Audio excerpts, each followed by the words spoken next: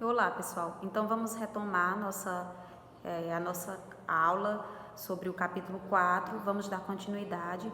E aí a gente agora vai falar sobre as características e bases que surgiram nessa época.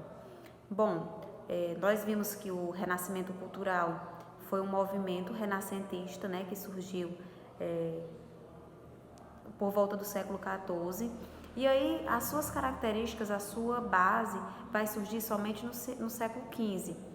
Então, a primeira base, na verdade no século XV é que acontece a consolidação dessas ideias. A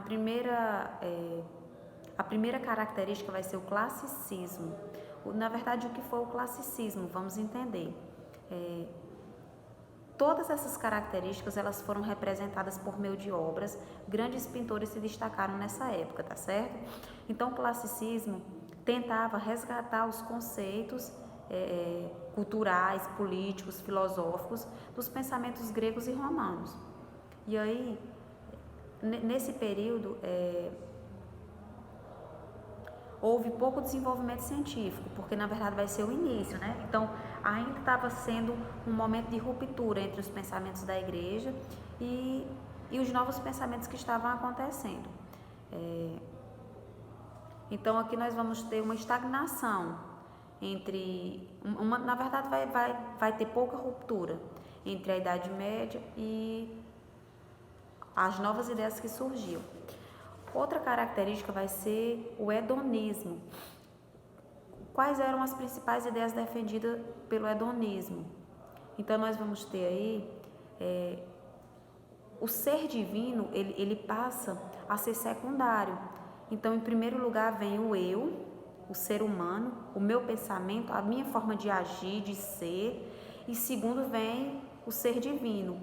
E antes desse período, nós percebemos que o ser divino vinha em primeiro lugar e o eu vinha em segundo lugar. E a partir desse momento, a partir dessa característica do hedonismo, isso vai mudar.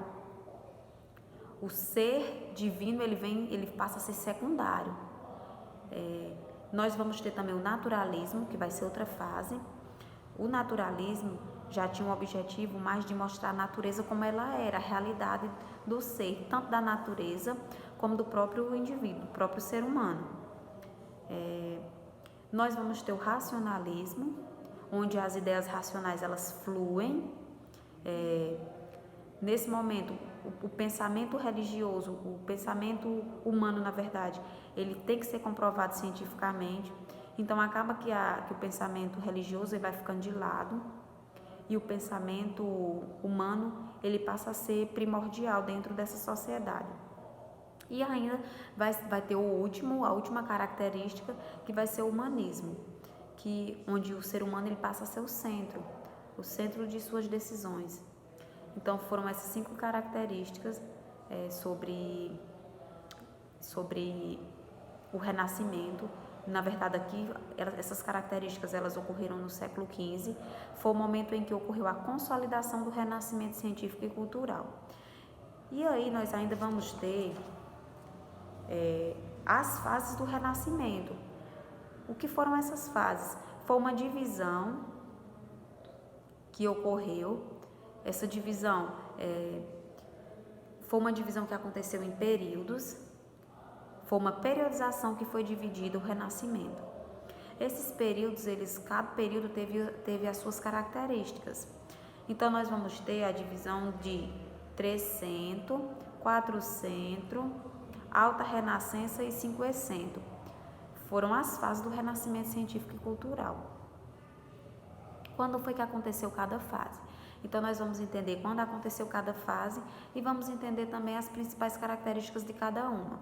O Trecento vai acontecer no século XIV e aqui é o momento de transição entre o período medieval e um período novo, um período moderno, que se inicia a partir do século XIV, que na verdade vai se modificar mais a partir do século XV, certo? Então, o Trecento, as grandes artistas surgiram e nessa fase do Renascimento vai haver uma ênfase maior para a vida, para o ser humano, só que vai ser um período que ainda está um pouco entrelado ao poder religioso.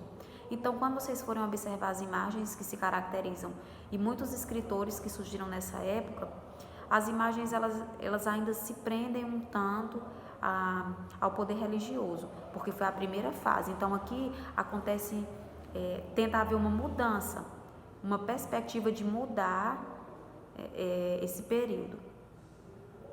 Então, como ainda estava impregnado na mente da sociedade o forte poder religioso que a igreja tinha,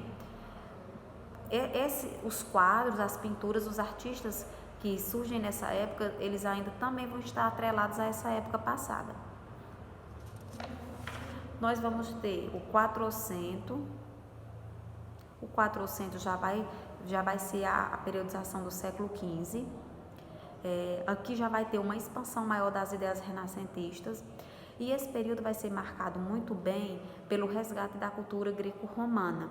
Então, se vocês forem observar pinturas e quadros desse período, vocês vão estar vendo que muitos filósofos como Platão e outros tantos surgiram, na verdade, Aristóteles, Platão, Euclides, eles vão ressurgir nesse período. Então, serão obras que estarão ligadas a essa época.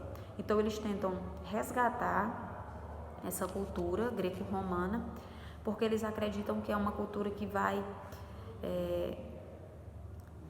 dar uma mudança a essa sociedade. E aí nós vamos ter as outras periodizações, que vai ser a Alta Renascença e o 500, que eles vão surgir no século, mais voltado para o século XVI, é quando surge a descoberta da América e proporciona também uma nova descoberta do mundo.